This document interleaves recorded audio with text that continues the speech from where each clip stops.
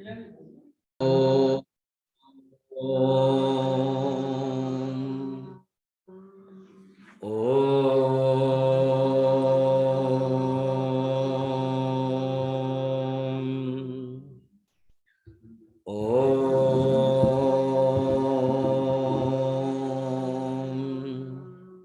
ओम सहना भवतु सहनौ भुनक्तु सह वीर्यं करवावहै तेजस्विनावधीतमस्तु मा विद्विषावहै। ओम शांति शांति शांति। गुरुर्ब्रह्मा गुरुर्विष्णुः गुरुर्देवो महेश्वरः गुरुरेव परं ब्रह्म तस्मै श्री गुरवे नमः। समस्तजनकल्याणे निरतं करुणामयं नमामि चिन्मयं देवं सद्गुरुं ब्रह्मविद्वरं सद्गुरुं ब्रह्मविद्वरं वसुदेवसुतं देवं कंसचाणूरमर्दनं देवकी परमानन्दं कृष्णं वन्दे जगद्गुरुं कृष्णं वन्दे जगद्गुरुं। कृष्ण मुरारी जय कृष्ण मुरारी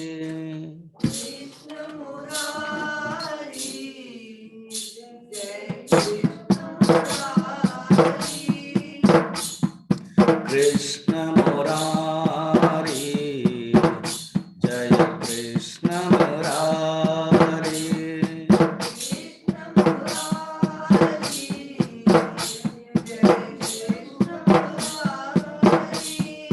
मुरलीधरा पीताम्बर धारे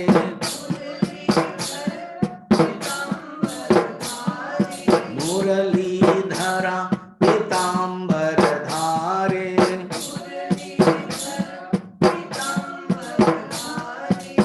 माई मेरा प्रभु गिरधारी माई कृष्ण मुरारी जय कृष्ण मुरारी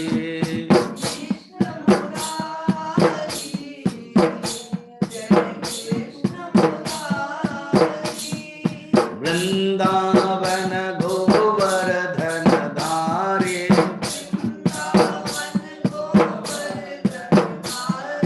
वृंदावन गोवर्धन धारे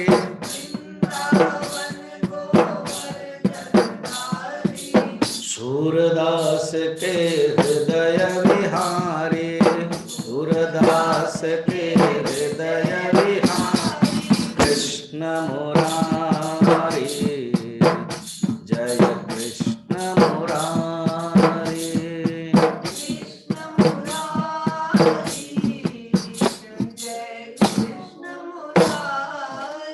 जय कृष्ण मुरारी। बोल वृंदावन बिहारी लाल की श्रीमद् भगवद गीता की वेद व्यास जी महाराज की सद्गुरुनाथ महाराज की नमः पार्वती पतये हर हर महादेव। विभूति योग का जो प्रयोजन है, भगवान जो विभूति बता रहे हैं हमारे दिव्य दृष्टि के लिए। कोई भी चीज हम जब देखते हैं उसमें दृष्टि दिव्य होती है होनी चाहिए, इसीलिए डेवलप करने के लिए यह प्रैक्टिस एक डेमोन्स्ट्रेशन दिखा रहे हैं। जैसे किसी मैनेजमेंट टॉक में बताया जाता है ग्लास है एंड खाली है, आधा पानी रख दिया या आधा दूध रख दिया, तो पूछा जाता है तुम क्या देखते हो, तो एक ने कहा कि आधा दूध और एक कहा कि आधा खाली है, पूरा होता तो कितना अच्छा होता। हो गया। तो दो प्रकार के दृष्टि। और एक किसने कहा कि जो आधा दूध है और आधा खाली नहीं है, फिर क्या है ना, उसमें हवा है। ये भी अच्छी दृष्टि है। अर्थात उसने खाली नहीं देखा, देखा किसको? हवा को देखा। तो ये छोटे से एग्जाम्पल से दृष्टि की बात बताई गई है कि दृष्टि कैसे आप देख रहे हो, एटीट्यूड, अच्छी एटीट्यूड, अच्छी दृष्टि है ना।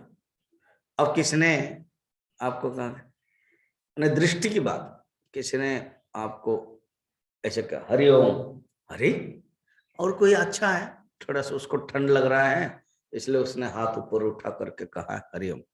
दूसरा अगर उसकी दृष्टि खराब है तो सोचेगा तुम मुझे मारने के लिए आ रहे हो, हरिओम ऐसे कर रहे हो। तो दृष्टि की बात होती है। तो जिस प्रकार की दृष्टि है उस प्रकार की भावना है और उस प्रकार की बताई गई। तो यहां पर कह रहे हैं, अब आगे के 29 से हम लोग देखेंगे। श्री भगवान उवाच अनन्तश्चास्मि नागानां वरुणो यादसामहम् पितॄणामर्यमा चास्मि यमः संयमतामहम् अनंतः च अस्मि नागानाम। पहले बताया था सर्प, सर्पाणम वासुकी ही। अब बताया नाग। सर्प और नाग में क्या फर्क है ना, सर्प के एक फण होता है, मगर जो नाग है उनके अनेक फण होते हैं नागों का। तो ये जो नाग है इनकी जो माताएं है वो कद्रु है। कश्यप ऋषि के 13 पत्नियां थी, वो दक्ष प्रजापति के 60 बेटियां थी, उसमें से 13 पत्नियां माने बेटी इनसे विवाह किया। फिर 27 जो बेटियां वो चंद्रमा से विवाह किया। फिर उसके बाद ताक्ष्य, इस प्रकार के वर्णन है। तो ये नाग जो है उसमें मैं अनंत हूं।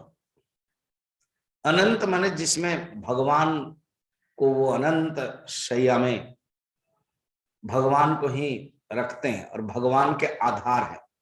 ये भगवान के ही अंश है अनंत। वासुकी भी भगवान का अंश है।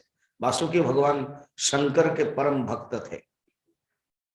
शिव पुराण में बताया जाता था कि एक दिन वासुकी आया और कहा कि मुझे एक वो दीजिएगा, मुझे एक बेटी चाहिए। तो उन्होंने बेटी दिया। उसको जो हम लोग हरिद्वार में मनसा देवी है ना, भगवान के मन से जो उत्पन्न हो मनसा देवी, तो वासुकी ने उसको लिया और बेहिन के रूप में रखा। तो ऐसे बढ़िया बढ़िया सब कथा है। तो अब हम सर्पों में वासुकी श्रेष्ठ थे क्योंकि वासुकी परम भक्त थे शिव जी के। और नाग में अनंत है जो भगवान को भगवान आधार होकर उसके ऊपर बैठते हैं और भगवान के ही अंश अवतार के रूप में आते हैं। अब अनंत नाग जो है वो ही बने हैं बलराम जी, वो ही बने हैं लक्ष्मण जी, इसलिए उनके अंश है। तो अनंतश्चास्मि नागानम वरुणो यादसामहम्। यादसा मने जो जलचर प्राणी, यादस, यादस का अर्थ है जलचर प्राणी, यादव नहीं यादस। तो जो जलचर प्राणी है वो जल देवता का अर्थ में है। तो जलचर प्राणियों में मैं वरुण देवता हूं। तो जल में भगवान वरुण है और रसनेन्द्रिय में जो जल है वो उसके जो अधिष्ठाता देवता भी है वो वरुण है।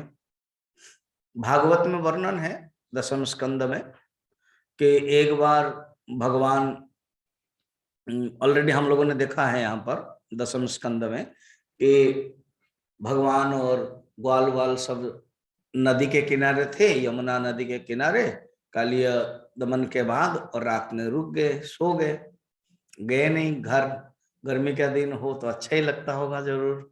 हाँ, कभी आप कोई गांव जंगल में अगर रहे होंगे तो बहुत ही आनंद ही आनंद है। एक ही डर रहता होगा कि कोई बाघ और न आए, मगर तो ऐसे ही भगवान के लिए कोई तकलीफ नहीं है। सब लोग भगवान को समर्पण करके रात में रह गए, सब सोए हुए हैं, थके हुए हैं। नंद बाबा को लगा मैं तो राजा हूं और बुजुर्ग हूं, मैं अगर जल्दी उठ के स्नान नहीं करूंगा तो अच्छी बात नहीं है।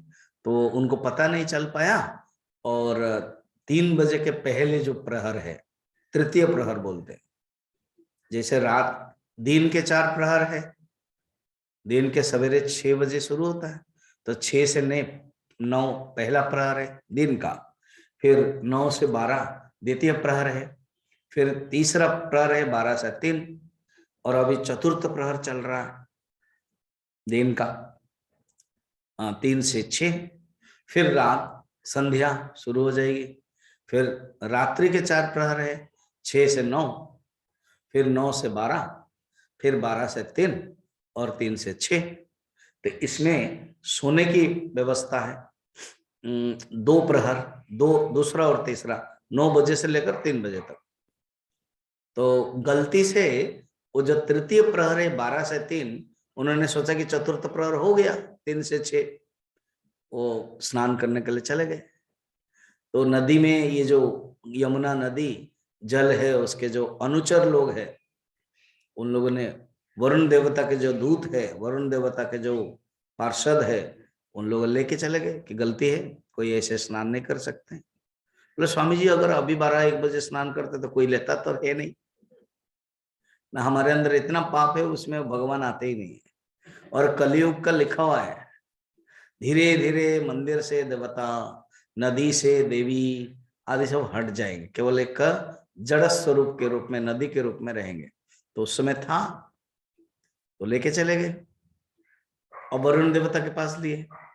वरुण देवता बड़े खुश हुए उनको देख के, क्यों, वो जानते ही तो भगवान के पिताजी है, और अच्छा है मैं रखा हूं, इसी बहाने भगवान आएंगे ढूंढ के, तो भगवान का दर्शन करूंगा।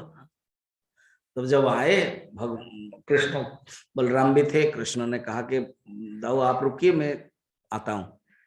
तो अंदर गए, दर्शन किया, उनको लेके आए। तो उन्होंने भी स्तुति की कि प्रभु आपका मैं दर्शन कर पाया, और बस इन लोगों ने जो मेरे जो अनुचर है वो लेके आ गए हैं। तो ऐसे वरुण देवता भगवान का परम भक्त भी है। इधर रामायण में भी वरुण देवता के कनेक्शन है। समुद्र, जो वरुण है वो समुद्र देवता, वो भी वरुण देवता आ गए और कहा कि प्रभु आप कैसे समुद्र को बांध सकते हैं, तो उन्होंने भी बताया, तो वरुण देवता है। फिर पितृणाम अर्यमा, पितृणाम अर्यमा ऐसे होता है उच्चारण, पितृणाम अर्यमा चास्मि, पितृणाम अर्यमा। पितृ पुरुष जो होते हैं ना, तो जो पितृगण होते हैं, पितृ पुरुष है, तो उसमें मैं अर्यमा नामक पितृराज हूं। तो अनेक पितृ पुरुष होते हैं, ऐसे पितृ पुरुषों का नाम वर्णन है। अग्निस्वात्ता, सौम्य, हरिस्वंत, ऊष्मपा, सुकालीन, बहिर्पत, आज्या, ये सब पितृगण, उसमें से अर्यमा श्रेष्ठ है, अधिपति है। ऊष्मपा मने वो गर्म पानी पीते हैं। तो इसका अर्थ है पितृपुरुष, जब हम लोग रोते हैं ना, अगर कोई मनुष्य मर जाता है तो हम लोग जो रोते हैं, तो जब भोग भी लगता है, भोग में कोई दूसरा आकर के जब प्रणाम करते, मिलते, आलिंगन करते, तो रोना आ जाता है। तो जो आंसू है वो गर्म है, उन लोगों को मिलता है, इसलिए उनको ऊष्मपा है। तो महाभारत में शास्त्र में कहते हैं कोई अगर मर गया तो रोना नहीं चाहिए, बल्कि उनके प्रति श्राद्ध करना चाहिए। और आज्या, आज्या माने वो घी पीते हैं। इसका अर्थ है जितना हम हवन करेंगे, जितना हम उनके लिए देंगे तो वो अच्छा है। आजकल लोग ना कुछ करना नहीं चाहते, हवन यज्ञ।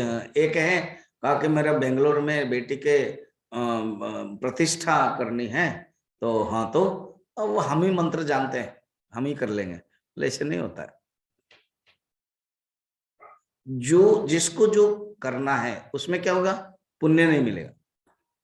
जो ब्राह्मण है उसी से ही करवाना है, वो नियम है, वो सूत्र है। तो ये पितृ पुरुष का पितृ श्राद्ध के बारे में प्रथम अध्याय में वर्णन है कि खुद अर्जुन ही तर्क देते कि पितृ पुरुष को श्राद्ध अगर न दे तो वो जो परंपरा है वो खंडित हो जाएगी। तो वो पितरों में मैं अर्यमा हूं। अच्छा, फिर यम संयमता महम, में जो संयम करने वाले में, तो अनेक संयम चीज होता है, तो मैं संयम करने वालों में मैं हूं यम हूं। यम माने कंट्रोल, यम का अर्थ ही कंट्रोल। एक ही यम होता है, यम नियम आसन प्राणायाम प्रत्याहार धारणा ध्यान समाधि, और एक होता है यमराज। यमाय वैवस्वताय आचार्याय नचिकेताय च नमः। शंकराचार्य जब भाष्य लिखते हैं कठोपनिषद में, तब यम को कहते हैं, वो यम तो सूर्य के पुत्र है। यम और यमी, यमुना, यमुना रविनंदिनी, यम और यमुना ये दो भाई बहन है, ये आपको पता होगा। ये जो अगस्त महीना में राक्षी पूर्णिमा आती है, तो उस समय यमुना बांधती है यमराज को राखी, बंधन करते, क्योंकि तुम्हारे नाम बहुत बदनाम हो रहा है, तुमको सब डांटते हैं, तुमको सब गाली देते हैं, क्योंकि तुम्हारा काम है बड़ा निष्ठुर है, इसलिए तुम्हें कोई पाप न हो। और इसी यम द्वितीया के दिन, और एक यम द्वितीया बोल, इसी दिन कोई भी स्नान करेगा तो तुम उनको मुक्ति दे देना, तुम उनको दे देना। तो यमुना नदी में कोई स्नान करेगा, यमुना और यम दो भाई बहन है, ऐसे उनके साथ संबंध है। तो यमुना बांधती है उसी दिन के भाई तुम्हारे लिए सुरक्षा हो, और यमराज कहते हैं तुम्हारे में जो स्नान करेगा वो मुक्त हो जाएगा, मैं उस दिन कुछ नहीं करूंगा, उस दिन छुट्टी है। आपको पता है ना, कहीं कहीं बड़े बड़े जो इंडस्ट्री होते हैं, या जो राष्ट्रपति भवन है, जो राजभवन है राज्यपाल के, वो कोई एक दिन, जैसे जनवरी 26 है ठंड दिन में, कुछ दिन छोड़ते हैं सबके लिए, उनके गार्डन देखने के लिए, राष्ट्रपति भवन में भी। तो इसी प्रकार यम द्वितीया के दिन छूट है, कोई मरेगा तो मैं उसको यमराज अर्थात मेरे जो नरक नहीं लूंगा, वो भेज दूंगा स्वर्ग। तो ये बात है संयमता महम, कंट्रोल। तो यम कंट्रोल में माना जाता है।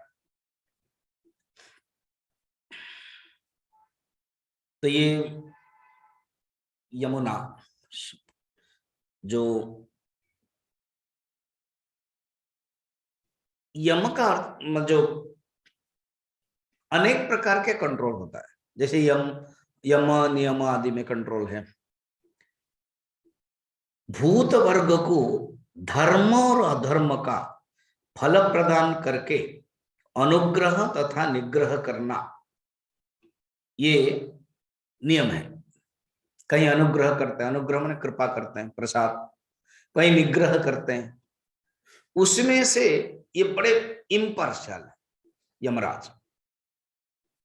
कहानी में होता है, कभी कभी पिक्चर में देता है कि गलती से नहीं मरने वाला वो आ गया, मरने वाला आ गया, ऐसे कभी भी किसी का भी कुछ भी नहीं होता,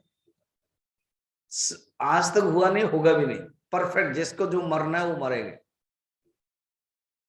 नहीं स्वामी जी, एक महाभारत में कथा आती पुराणों में, आपको पता होगा, सत्यवान करके एक राजा था और उसकी पत्नी थी सावित्री, सत्यवान सावित्री कथा भी है, पूजा भी होती है सावित्री पूजा।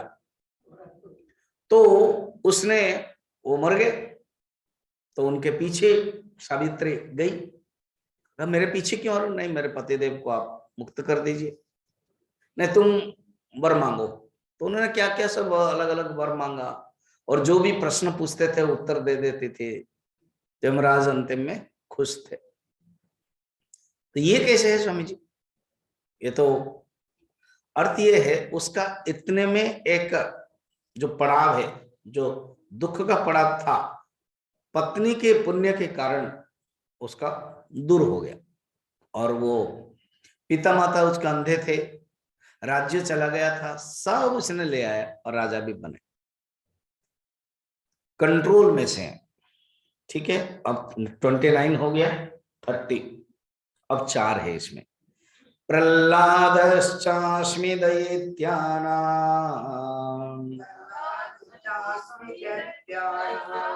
कालः कलयतामहम् मृगाणां च मृगेन्द्रोऽहम् वैनतेयश्च पक्षिणाम्। मैं दैत्यों में प्रहलाद हूं।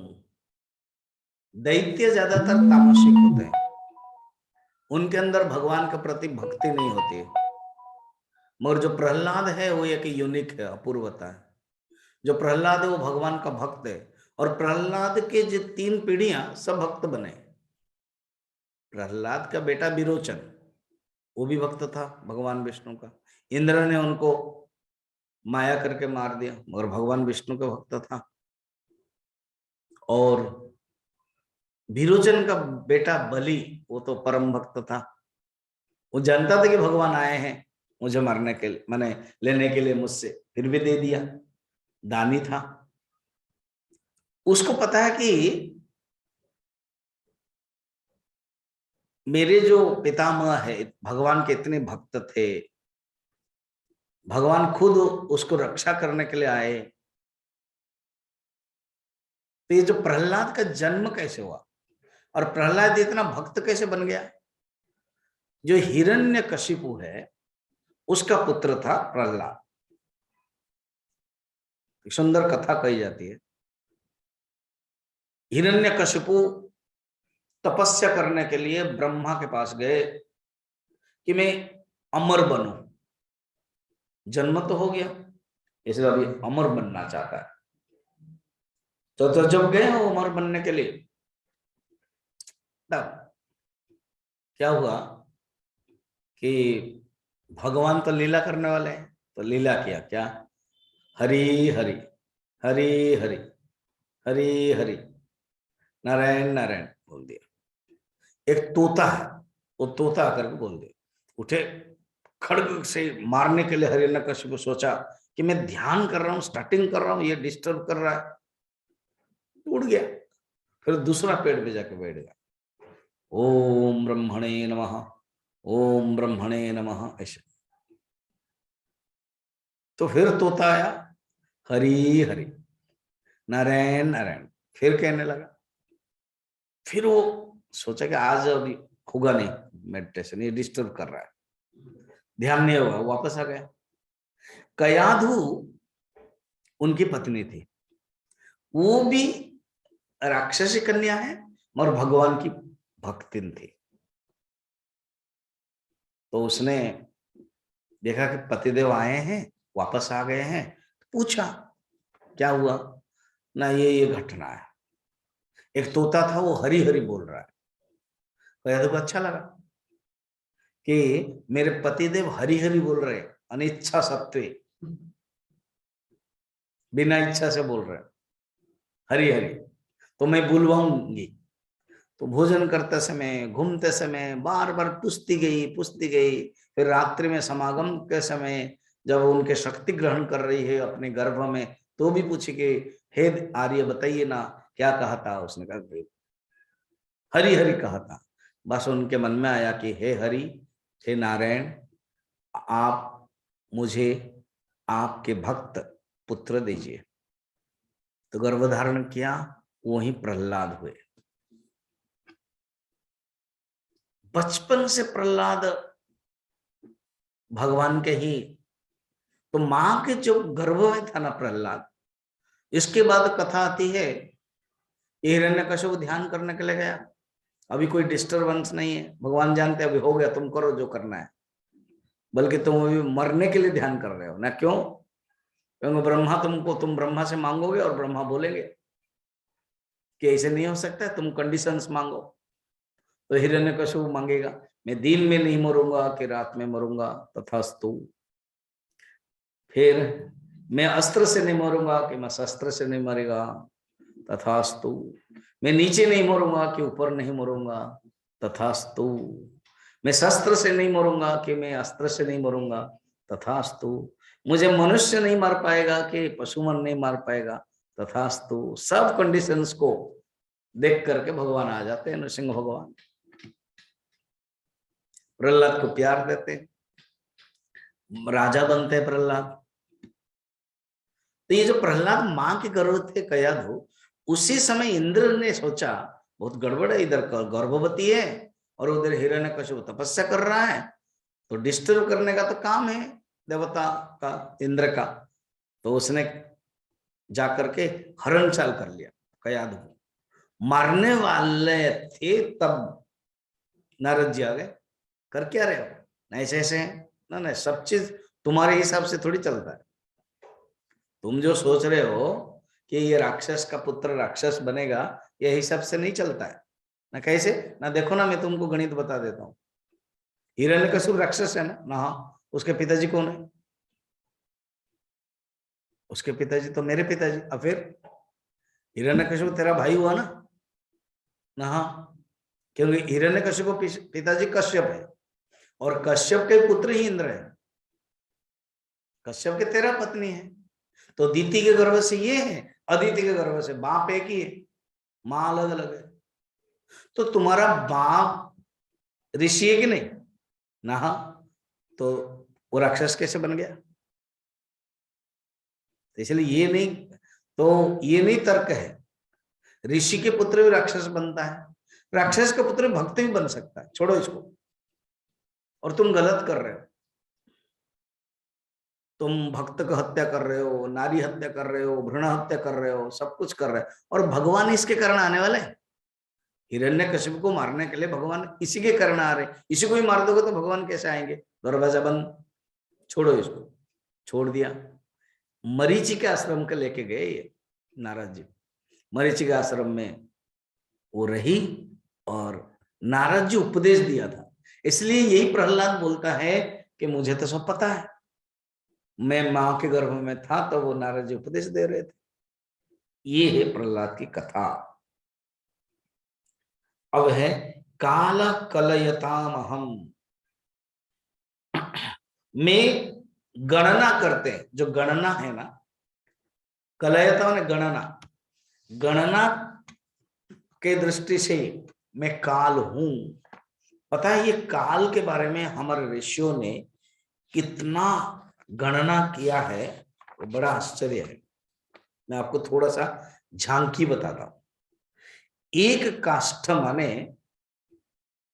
एक सेकंड, जो बोलते हैं ना सेकंड, हम लोग को मॉडर्न टाइम में second is the smallest unit of time, उसके बाद मिनट, उसके बाद आवर, ऐसे चलता है।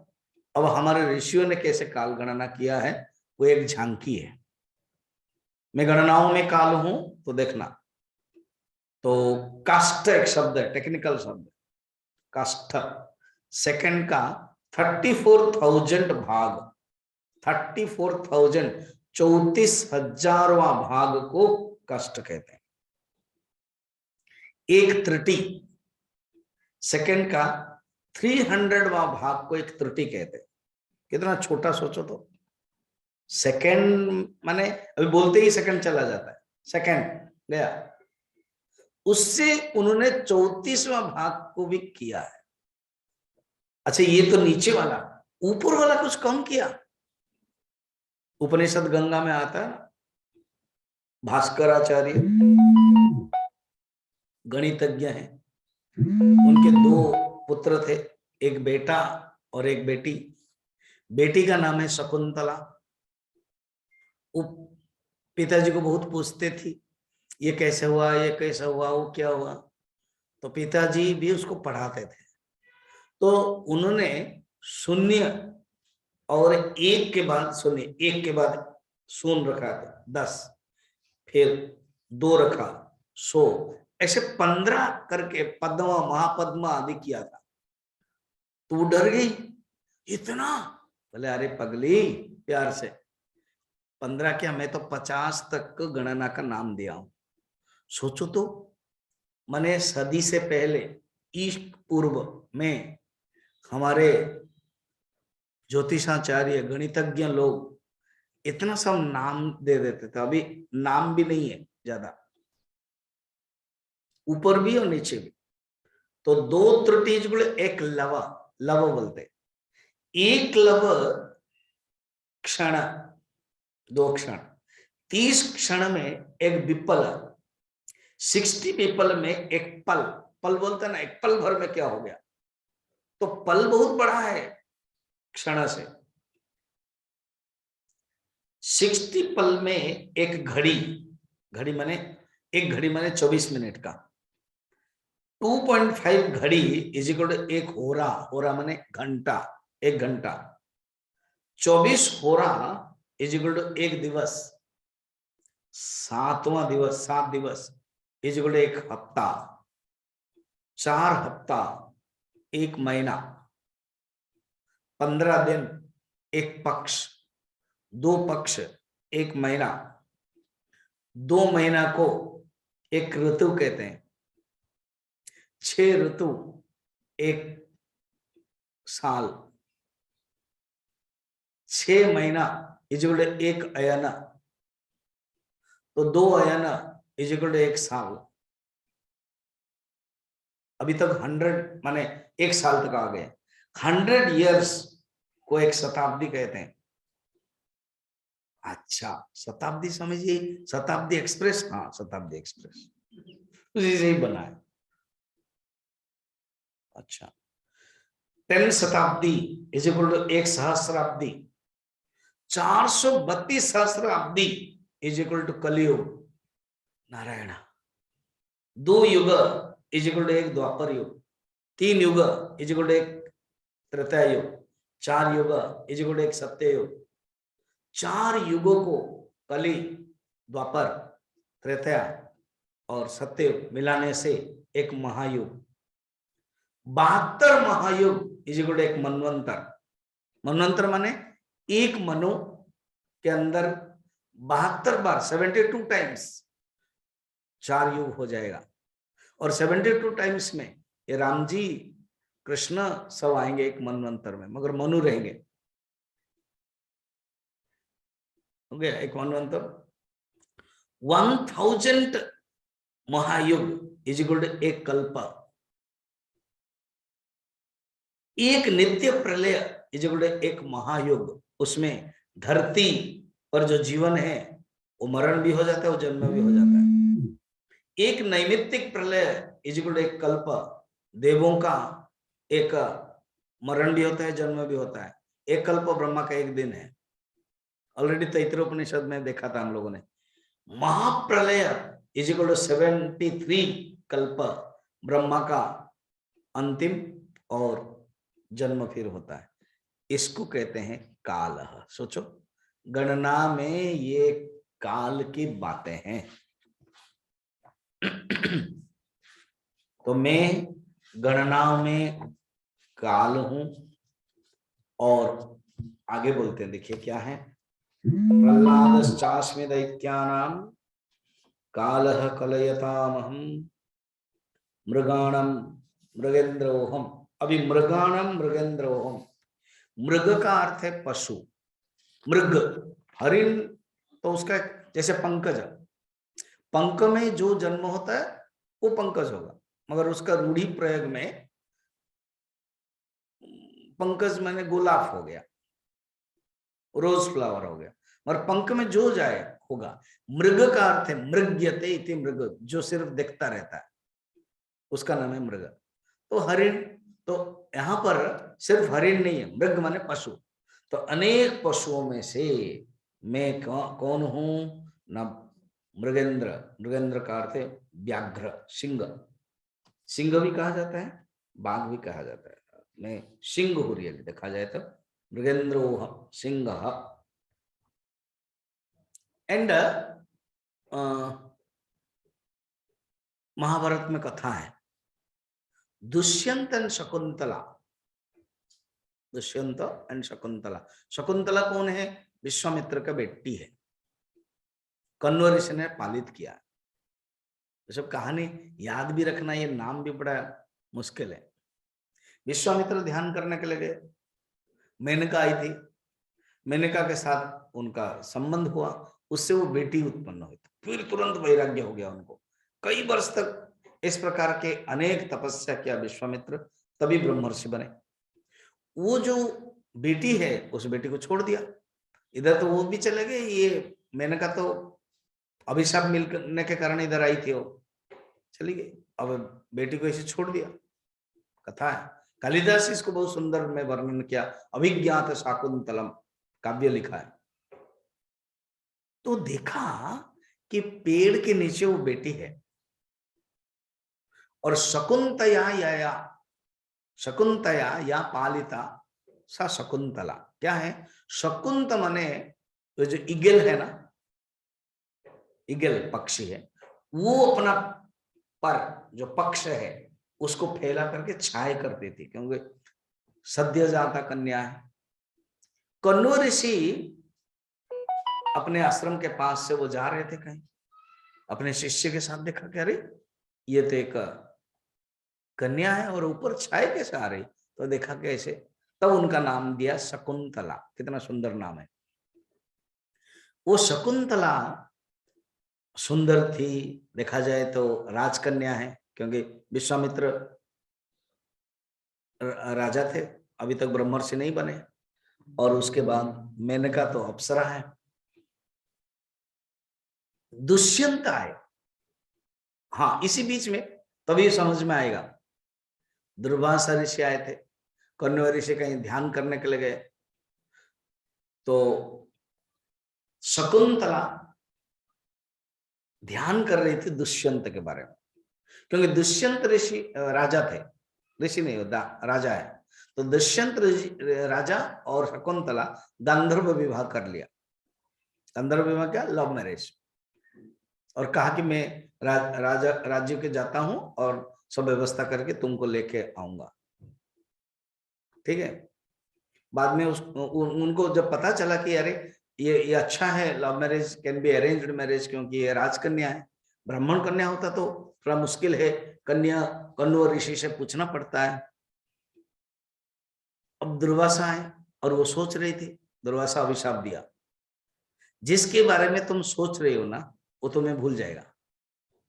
तो बहुत दुखी हुए, उनके सखियां आई, अगर प्लीज ना, अगर कोई अभिज्ञातम, अभिज्ञातम माने चिन्हित मुद्रित, कोई चिन्ह दिखाया जाएगा तब याद रहेगी।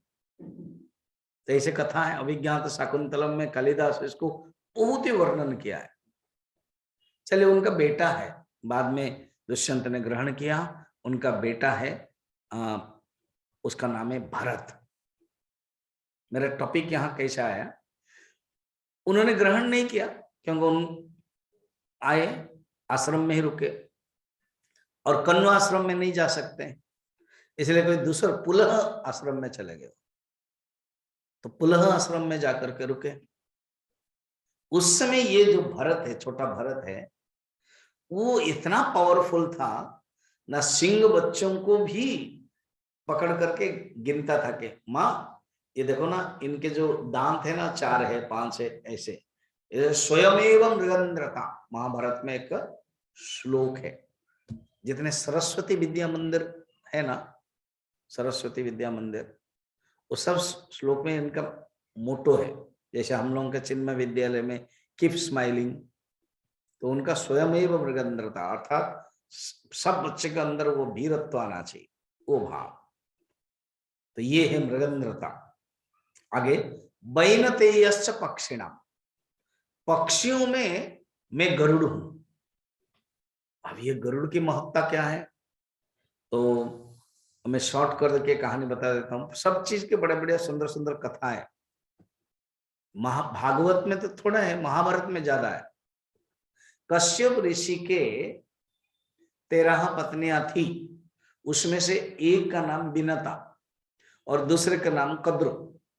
बिनता का कोई बेटा नहीं हुआ था, कद्रु का सब बेटे हुए थे, जो सर्प नाग।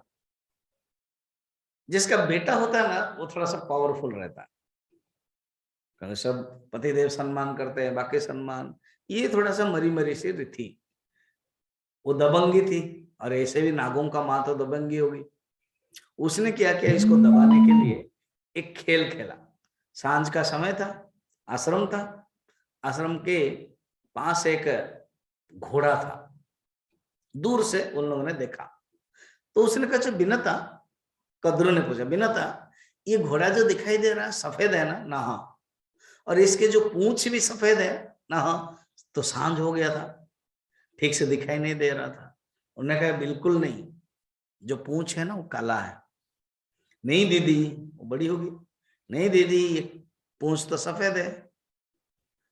ऐसे करते हैं हम लोग, बेट कर देते हैं, टिक्की पार्टी कर देते हैं, बेट कर देते हैं ना। क्या अगर काली होगी पूंछ तो तुम मेरी सेविका बनोगे? अच्छा, अगर सफेद होगा तो मैं तुम्हारी सेविका बनूंगी? तो सर उसको कंफर्म है, प्रत्यक्ष प्रमाण है बिनता को कि सफेद तो है ना, हाँ कर दिया। अब दोनों रात में कहा कि अभी रात तो हो गई, वहां नहीं जा सकते हैं, और पतिदेव भी बिगड़ेंगे, कल देखेंगे सवेरे। वो सो गई। कद्रु तुरंत बुलाया अपने नागों को, पुत्र को, कि मेरी लाज रखो, जाओ कोई एक सर्प जाओ और वो पूंछ में लपटो, सो दैट काला होना चाहिए। तो वो गए, रात में ही काम कर लिया। अब काला है, बिनता सेविका बन गई, दासी।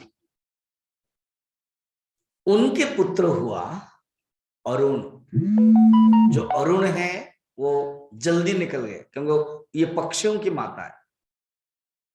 इसलिए जैसे कोई अंडा है ना, मुर्गी अगर रखती रखती है, बैठती है, वो जल्दी निकाल दिया जाए तो तोड़ दिया जाए तो ना अंडा खा सकते हो ना बच्चा निकलेगा, गड़बड़ हो गया। तो ऐसे हुआ अरुण। फिर दुखी हुई, फिर उन्होंने अपने पतिदेव को कहा, तो उसमें से एक निकले गरुड़ जी, बड़े पावरफुल है, तपस्या क्या घोर, भगवान विष्णु के वाहन भी बने। और पूछे माँ मैं देखता हूं तुम जाकर के सेवा क्यों करते हो वहां? ना ऐसे ऐसे कहानी, ठीक है तो मैं मुक्त करवा देता हूँ। तो माँ को जाकर कहा मुक्त, उन्होंने कहा कि अमृत लेके आओ, अगर तुम अमृत दे दोगे तो तुम मुक्त हो जाओगे। तो वो अमृत लेके आए। इंद्र ने कहा कि तुम ले लो, उसके बाद हम हड़पने का हम काम कर लेंगे, तुम दे दो। तो ऐसे बने बहने थे, बहुत पावरफुल है, वो मैं हूं। फिर आगे कहते हैं पवन पवतामस्मे राम शस्त्रवृतामहम् झषाणां मकरश्चास्मे स्रोतसामस्मि जाह्नवे। पवतम दो अर्थ है, एक है पवित्र में, पवित्रकारी, और दूसरा है वेगवान है। पवित्र कार्यों में भी वायु में हूं, और वेगमान जो स्पीड है, वेग में भी वायु में हूं। बद्रीनाथ, केदारनाथ, मानसरोवर आदि में स्नान नहीं किया जाता, मगर उसकी जो हवा है वो साफ होता है, हवा पवित्र होती। तो पवित्रों में मैं वायु हूं, या जो स्पीड है अनेक पवन, 49 पवन होता है ना, पहले भी बताया था, मरुताम मरीचि वाला। तो यहां पर मैं पवताम अस्मि पवनः राम शस्त्रवृतम हम, शस्त्र में पहले बताया था, वज्र में मैं, माने आयुधानम वज्र बताया था। एक होता है अस्त्र और एक होता है शस्त्र। अस्त्र जो फेंका जाता है, और शस्त्र जो हाथ से अलग न होकर के काटा जाता है, जैसे फरसा और खड़ग, ये शस्त्र है। भाला ये अस्त्र है, तीर ये अस्त्र है, वज्र वो अस्त्र है, फेंका गया।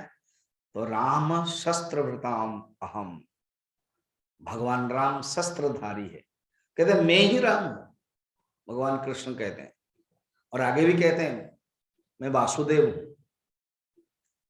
झषाणम मकरश्चास्मि, झषाणम माने जो जलचर प्राणी है, जलचर प्राणी में मैं मकर हूं। और स्रोतसाम अपनी जाह्नवी, मैं नदियों में, स्रोतसा माने नदी, हम लोग भूगोल में पढ़े होंगे, दो प्रकार की नदी होती है, एक खरस्रोता, एक चिरस्रोता। जो पानी नहीं सूखता है ना वो चिरस्रोता है, और पानी सूख जाती है कभी कभी, नदी है ऐसे होते हैं। तो ये जो स्रोत सा का अर्थ ये है, कभी भी उसके स्रोत बंद नहीं होता है। गंगा कभी सूखती है, कभी कोई देखा कि गंगा सूख गई है? बिल्कुल नहीं। तो स्रोत साम अपी जाह्नवी, ये जाह्नवी क्यों नाम हुआ? ऐसे तो भागीरथी है पहला नाम है, जो गंगोत्री गए हैं ना वहीं पर भगीरथ ने तपस्या किया है। फिर क्योंकि उनको गंगा ला करके अपने जो पितृपुरुष को मुक्ति कराना है, लेना है उनको गंगा सागर, तो कैसे करें? तो तपस्या किया। गंगा ने कहा मैं तो आ सकती हूं, मगर मैं आ सकती हूं मगर जा नहीं सकती हूं। इसका अर्थ है मैं इतने, मेरा जो वेग है वो पाताल चला जाएगा, पृथ्वी में नहीं रहेगा। इसलिए वेग को धारण करने के लिए कोई होना चाहिए। न कौन, केवल एकमात्र है जो भगवान शंकर धारण कर सकते, तुम उनको तपस्या करो। तो भगवान शंकर को तपस्या किया। भगवान ठीक है मैं खड़ा रहता हूं, गंगा को तुम बुलाओ। गंगा को बुला लिया। भगवान शंकर ने क्या क्या वहां रखा, वो अपने जटा में ही रह गए। फिर उन्होंने तपस्या किया, प्रभु ये तो आपके जटे में रह गए। अच्छा अच्छा ठीक है। तो एक ही पतले बाल जब निकाला तो स्रोत निकाला, तुम उनके साथ साथ जाओ। गंगा सामने माने पीछे और ये भागीरथ सामने। बड़ा इंटरेस्टिंग। अब क्या हुआ, जब आगे जा रहे हैं, ये जो भागीरथी, अभी इसका नाम जैसे अभी गंगा है, वो भागीरथी रेली, वो किसी एक आश्रम में, जन्नू आश्रम, उस आश्रम को गिला करके उजाड़ करके गई। जन्नू ऋषि बिगड़ गए। अच्छा, तो उन्होंने क्या किया, अपने जांग में रख लिया, पी लिया, अपने जानू में रख लिया। तो वो फिर मुश्किल हो गए, कैसे करेंगे?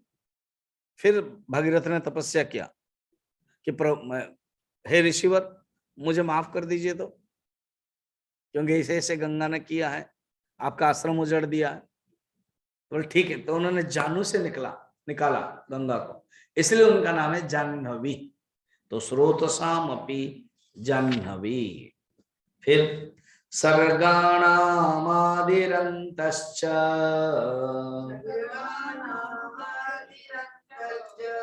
मध्यच्चैवाहमर्जुन अध्यात्म विद्या विद्यानां वाद प्रवदतामहम्। सृष्टि आकाशादि पदार्थ समूह की में उत्पत्ति स्थिति प्रलय। पहले तो बताया था, पहले आप देखना श्लोक में 21 है, हाँ 20 में, अहमादिश्च मध्यम च भूतानाम अंत एव च। उस समय देखो शब्द, देखो शब्द है भूत, भूतों का आदि मध्य और अंत है। यहाँ क्या, सर्ग, सर्ग माने सृष्टि, जो पदार्थ के होते हैं ना, आकाश आदि, वहां पूरा वर्ल्ड है, भूत माने वर्ल्ड। और यहाँ सृष्टि के संबंध में, पदार्थ के संबंध में, पदार्थ के आदि मध्य अंत में हूं, वहां भूत है, यहाँ पदार्थ है, इसमें फर्क है। फिर अध्यात्म विद्या विद्यानम, में अध्यात्म, अनेक विद्याओं में से मैं अध्यात्म विद्या हूं। अनेक विद्या है, तो उसमें से मैं अध्यात्म विद्या हूं। विवाद करने वाले संबंध में मैं वाद हूं। एक होता है वाद और एक होता है संवाद और एक होता है जल्प और एक होता है वितंडा, तो वो मैं वाद हूं। तो न्याय शास्त्र में वाद को माना जाता है अच्छा। वितंडा क्या है, जल्प क्या है ना? जल्प यह है कि मैं सही हूं तुम गलत हो, और वितंडा क्या है, मैं सही हूं कि नहीं हूं परवाह नहीं है, तुम ही तो गलत हो। और जो वाद है मित्र पक्ष यो हो वाद, जैसे तर्क करते हैं तो सम जातीय सम में मित्र मित्र में, ये जो स्टडी क्लास में होता है, कुछ लॉजिक हो गया, कुछ तर्क हो गया, उसको कहते हैं वाद, उसमें से मैं हूं। फिर आगे कहते हैं अक्षराणामकारोस्मि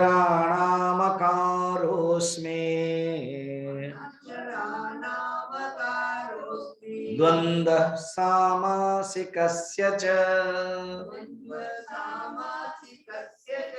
अहमेवाक्षयः कालः धाताहं विश्वतो मुखम्।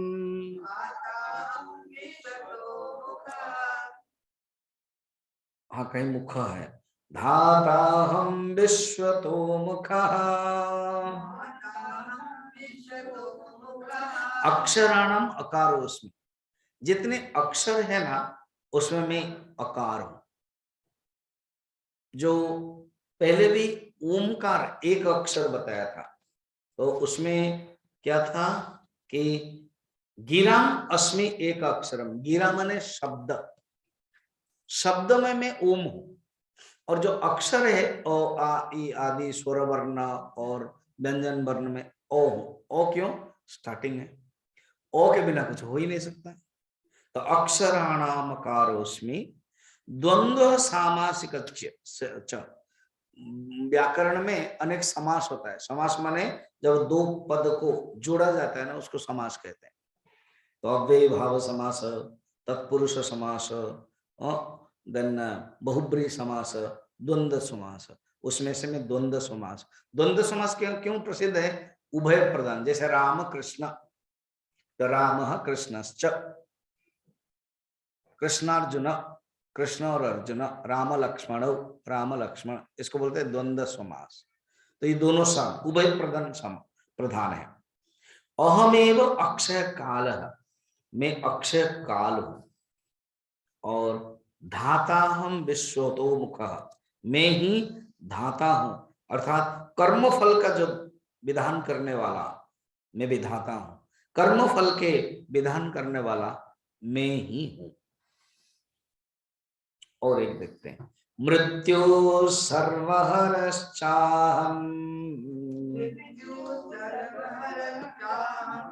उद्भवश्च भविष्यताम् कीर्ति श्रीवाच नारीणाम् स्मृतिर्मेधा धृति क्षमा। मृत्यु, मैं मृत्यु हूं।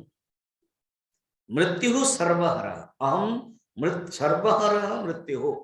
जैसे पहले भी बताया था ना कि मैं यमः संयमताम, संयम करने वाले में यम हूं। अभी कहते हैं मैं मृत्यु हूं, संहार करने वाला मैं ही मृत्यु।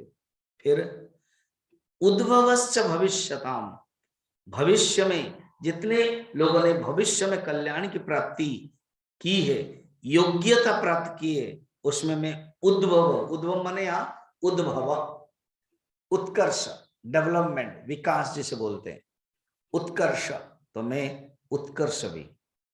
अभी टोटल सब पुरुष के बारे में है।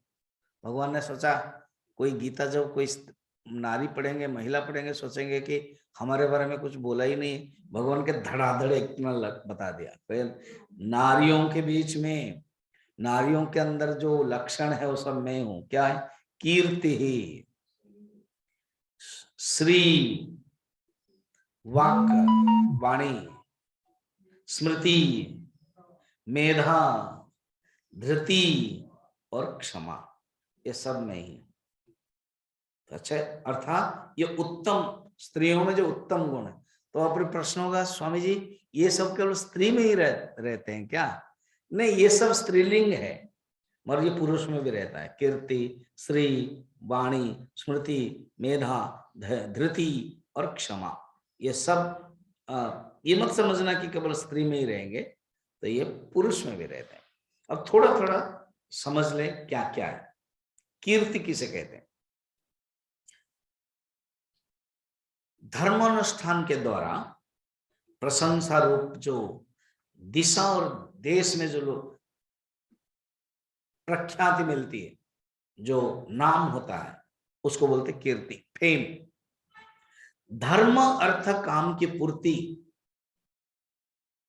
शरीर की शोभा, कांति का नाम श्री। श्री माने जो लक्ष्मी है ना, तो धर्म अर्थ काम की पूर्ति, शरीर की शोभा, कांति का नाम श्री। वाणी, वाक माने वाणी, सरस्वती, सब प्रकार के अर्थ को प्रकाशित करने वाली जो शुद्ध वाणी है वो वाक है। सरस्वती उनके अधिष्ठाता देवता। च कहते हुए बाकी भी जितने हैं और भी कुछ कुछ अच्छे अच्छे गुण हैं वो। फिर है स्मृति, पूर्व ज्ञान के अनुभव को जब स्मरण करने की जो शक्ति है वो स्मृति है। मत्त स्मृतिर ज्ञानम अपोहनम च, गीता के 15 चैप्टर में है स्मृति। अनेकों ग्रंथ में तात्पर्य धारणा करने की जो शक्ति वो मेधा है। मेधा क्या है? ग्रंथ के अर्थ को, तात्पर्य को धारण करने की शक्ति है मेधा। फिर और कितना बचा? क्षमा, धृति, धैर्य, परिश्रांत होने पर भी शरीर और इंद्रिय को उठाए रखने की जो शक्ति वो धृति है। अर्थात दुख होने पर भी, कष्ट होने पर भी एक सहन करने की जो शक्ति है वो धृति है, फॉर्टिट्यूड है, धारण करने की शक्ति है, धैर्य शक्ति है। और हर्ष और विषाद के समय निर्विकार चित्त होना वो क्षमा है। कोई दूसरे गलती कर दिया उसको माफ कर देना, उसको ही क्षमा कहते हैं। तो कीर्ति आदि जितने सब है ये मनुष्य में आदरणीय है, मनुष्य उसको पसंद करता है कि उत्तम गुण है। हाँ, ये अगर गुण होते हैं इसी से ही पूज्य आते हैं। सर्वत्र विद्वान सर्वत्र पूज्यते, इस प्रकार के भगवान ने विभूति बताई। फिर आगे के जो है वो हम लोग परसों देखेंगे। कल गुरु पादुका पूजा है, इसलिए कल क्लास नहीं होगा और परसों होगा। एंड परसों आप लोग भी सुन रहे हो, लगभग 50-50 लोग हैं। तो जो गुरु दक्षिणा आप देनी है आप अकाउंट में भेज दीजिए। भेजने के बाद मुझे आप बता दीजिए कि दे दिया है, कि महीने में एक बार तो देना है। एक ही डॉक्टर शैली है, वो हर क्लास में देती है। तैत्रोपनिषद में दी थी, भागवत में भी देती है, गीता में तो है ही है। तो एटलीस्ट आप लोग एक महीना में एक बार दे। ऑनलाइन के लिए आपके लिए बढ़िया है जो ऑनलाइन में है, क्या कि बढ़िया से सुन रहे, मगर हमारे आश्रम को चलाना पड़ता है ना, तो इसलिए जो भी आपके मन में महीना में एक बार एटलीस्ट। तो जो मेरे रेगुलर भागवत सुन रहे वो भी देते होंगे, कुछ कुछ लोगों का तो नाम आता है, मैं जानता हूँ। और एटलीस्ट महीना में एक बार चिन्मय मिशन पटियाला को देने से एक गुरु दक्षिणा भी हुई, एक भावना भी हुई कि ज्ञान प्राप्त किया, उससे हमने जो कृतज्ञता स्वरूप जो देते हैं वो है। इसी के साथ पूर्णमदः। तो कल गुरु पादुका पूजा 4 से 5:15 होगा। एंड अभी हम लोग बता देंगे कल और भी प्रोग्राम क्या है क्या नहीं है, फरवरी का सब प्लान करके बता देंगे। ओम पूर्णमदः पूर्णमिदं पूर्णात् पूर्णमुदच्यते पूर्णस्य पूर्णमादाय पूर्णमेवावशिष्यते। ओम शांति शांति शांति। हरि ओम श्री गुरुभ्यो नमः। हरि ओम।